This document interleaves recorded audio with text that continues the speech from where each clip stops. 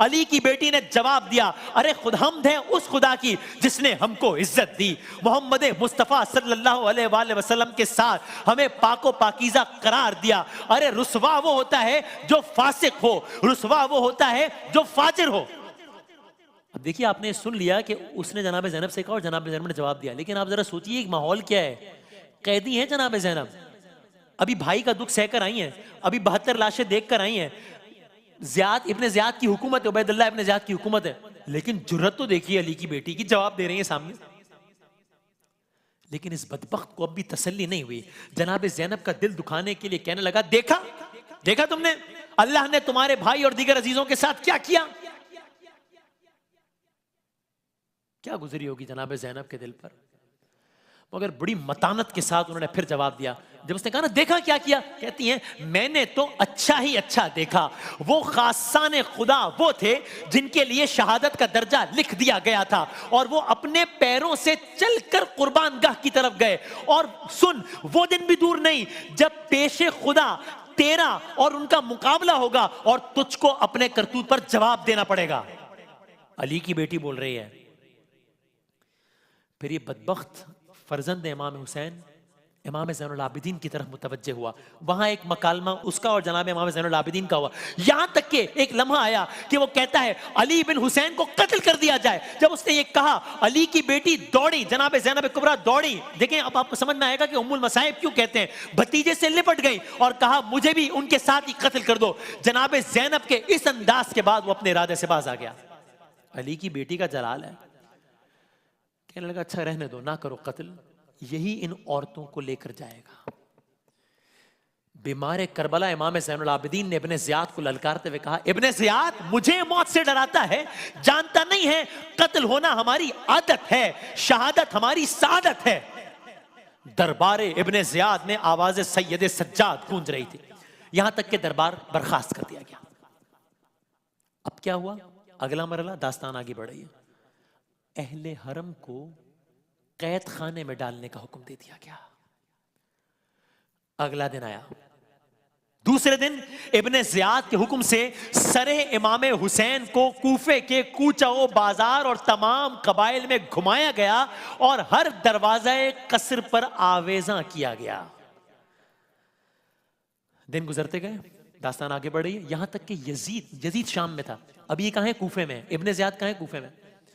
یزید نے حکم دیا قیدیوں کو میری طرف روانہ کرو، دمشق روانہ کرو۔ اکثر روایات کے مطابق 15 محرم کا دن تھا، ابھی 10 محرم کو روزہ عاشورہ، 15 محرم کا دن تھا کہ جب یہ کوفے سے نکلے شام کے لیے۔ ایسا ہی کیا گیا۔ اب یہ قافلہ کوفے سے شام جا رہا ہے۔ کس عالم میں جا رہا ہے؟ اس عالم میں جا رہا ہے شام جا رہا ہے۔ دیکھیے اب یہ جملہ یاد رکھیے گا، امام زین العابدین سے یہ پوچھا گیا کہ کربلا کی پورے واقعے میں، یعنی اس پورے داستان میں، دیکھیں نا ہم یہ داستان بیان کر رہے ہیں نا، اتنے سارے غم کے واقعات ہیں، ایک واقعہ دوسرا واقعہ۔ اب اگر کوئی سوچے اپنے آپ سے پوچھے کہ سب سے زیادہ تکلیف دہ واقعہ کون سا ہے، تو یہ سوال ہی بڑا مشکل ہے۔ ہر تکلیف دوسری تکلیف سے بڑھ کر ہے۔ کوئی سوچے سب سے زیادہ تکلیف کا واقعہ کون سا ہے، یہ سوال ایک شخص نے امام زین العابدین سے پوچھ لیا، سب سے زیادہ تکلیف کہاں ہوئی؟ ایک جواب دیا، 3 دفعہ وہی بات دہرائی کہ سب سے زیادہ سخت منزل یہ تھی، کیا؟ امام حسین کا شہید کیا جانا؟ نہیں۔ علی اکبر کا شہید کیا جانا؟ نہیں۔ علی اصغر کا شہید کیا جانا؟ نہیں۔ عباس کے بازوں کا جدا ہونا؟ نہیں۔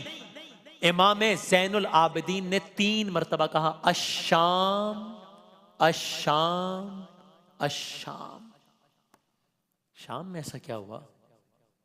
سنیے، قافلہ شام جا رہا ہے، اس عالم میں جا رہا ہے کہ نیزوں پر سر ہیں، عابد بیمار کی یعنی کہ امام زین العابدین کی گردن میں طوق ہے، اور جان بوجھ کر عراق سے دمشق جانے کا وہ راستہ اختیار کیا گیا جس میں آبادیاں زیادہ پڑتی ہیں۔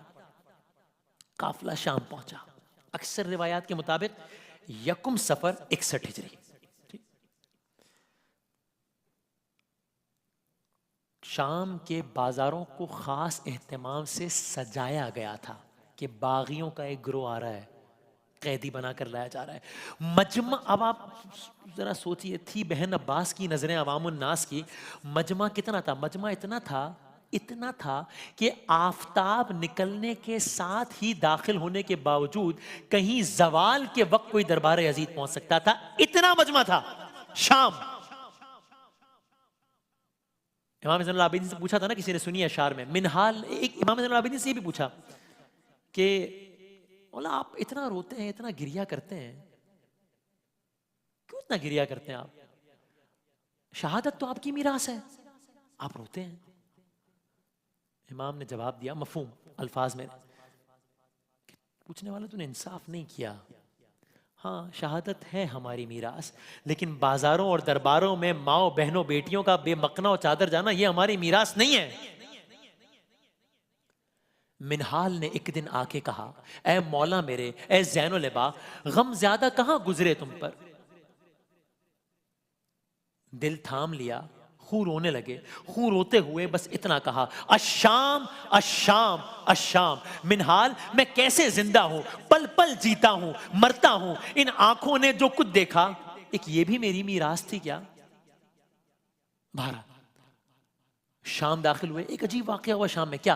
جب اہل بیت نبوت حالت اسیری میں دروازہ مسجد دمشق پر پہنچے, ایک بوڑھا آیا, کہنے لگا حمد ہے خدا کی, نعوذ باللہ, حمد ہے خدا کی جس نے تم کو قتل کیا اور یزید کو تم پر غلبہ عطا کیا. یہ سن کر بیمار کربلا نے اس سے فرمایا, ارے تو نے یہ آیت پڑھی ہے قرآن مجید کی آیت, اور قل لا اسألکم علیہ اجرا الا المودۃ فی القربہ. کہا ہاں میں نے سنی ہے آیت. کہا وہ رسول کے ذی القربہ ہم ہیں جن کی محبت تم پر فرض کی گئی ہے. وہ شخص خاموش ہو گیا. امام نے کہا تو نے یہ آیت پڑھی ہے, انما یرید اللہ لیذھب عنکم الرجس اہل البیت ویطہرکم تطہیرا. کہا ہاں میں نے آیت پڑھی ہے. کہا ارے وہ اہل بیت نبوت ہم ہیں جن کو خدا نے ہر قسم کے رجس سے, برائی سے پاک رکھا ہے. وہ شخص حیران ہو گیا, پوچھتا ہے خدا کی قسم تم وہی ہو؟ کہا ہاں ہم ہیں, ہم وہی ہیں. یہ سنتے ہی وہ پھوٹ پھوٹ کر رونے لگا, بیمار کربلا سے معافی مانگی, وہ جملہ دہرایا جو کل حر نے حسین سے کہا تھا, کیا میری توبہ قبول ہو سکتی ہے؟ کہا ہاں تمہاری توبہ قبول ہوگی, معاف کر دیا. اس سے ظاہر ہوتا ہے کہ پروپیگنڈے کے نتیجے میں اہل شام کس حد تک آل محمد سے ناآشنا ہو چکے تھے. یہ بھی کہا جاتا ہے کہ جب یہ قافلہ شام داخل ہو رہا تھا نا, تو یزید اپنے محل کی چھت سے نظارہ کر رہا تھا. جو ہی اسے شہداء کے سر نظر آئے, یہ بدبخت کہتا ہے آج میں نے محمد سے اپنے قرضے وصول کر لیے. داستان آگے بڑھتی ہے. قافلے کو دربار شاہی کے قریب روک دیا گیا. بہت دیر بعد اجازت دی گئی. دربار کو باقاعدہ سجایا گیا. اللہ اکبر. دربار کا عالم کیا ہے؟ یزید شطرنج کھیل رہا ہے, یزید کے ہاتھ میں شراب ہے. اللہ اکبر. نبی کی نواسی, علی کی دلاری, دربار میں یزید کے اس عالم میں کہ اس کے ہاتھ میں شراب ہے. اور یہ بدبخت اس وقت کہتا ہے کاش میرے جنگ بدر والے بزرگ زندہ ہوتے اور یہ سب دیکھتے تو خوش ہو کر مجھے دعائیں دیتے. ایک محمد دشمنی کیا کیا ستم دکھلا گئی, بدر کی حد بڑھتے بڑھتے کربلا تک آ گئی. آگے کیا کہتا ہے؟ کہتا ہے یہ سب بنی ہاشم نے حصول سلطنت کے لیے کھیل کھیلا تھا, نہ کوئی خبر آئی تھی, نہ کوئی وحی نازل ہوئی, سب جھوٹ تھا. یہ سننا تھا. علی کی بیٹی کھڑی ہوئی اور وہ خطبہ دیا. دیکھیے سوچئے, یزید کا آج بھی شام میں وہ جگہ موجود ہے, اور آج بھی یزید کا وہ دربار دیکھا جائے تو وہ جو سٹرکچر ہے آج کے دور کے اعتبار سے بھی وہ ایک ہیوج سٹرکچر ہے. اور آج بھی وہ جگہ باقاعدہ مارک ہوئی ہیں کہ اس جگہ پر یزید بیٹھا تھا, ایک اونچائی پر ہے وہ جگہ, اس جگہ پہ جناب زینب کھڑی تھی. علی کی بیٹی یزید کے دربار میں یزید کو للکار رہی ہے, خطبہ دیا. ملتا نہیں ہے کوئی سہارا یزید کو, اس طرح سے زینب نے اجاڑا یزید کو. خاتون جنگ کر نہیں سکتی تھی اس لیے خطبوں کی ذوالفقار سے مارا یزید کو. وہ خطبہ دیا کہ یزید کے دربار کی بنیادوں کو کھوکھلا کر دیا. طویل خطبہ تھا کہ جس میں یہ بھی کہا, کیا کہا جناب زینب کبریٰ نے, سنیے. کہتی ہے کیا اسلامی غیرت اس کی متقاضی ہے کہ یزید تو اپنی عورتوں کو بلکہ تو اپنی کنیزوں تک کے لیے پردے کا اہتمام کرے اور رسول کی نواسیوں کو قید کر کے در بدر پھرائے. اگلا جملہ اس سے بھی زیادہ کمال کا ہے. کہا اے یزید یہ تو انقلاب زمانہ نے یہ نوبت پہنچا دی ہے کہ میں تجھ سے بات کر رہی ہوں, ورنہ میری نظروں میں تیری اتنی بھی وقت نہیں ہے. ارے میں تو تیری سرزنش کو بھی اپنے لیے مصیبت خیال کرتی ہوں. علی کی بیٹی بول رہی ہے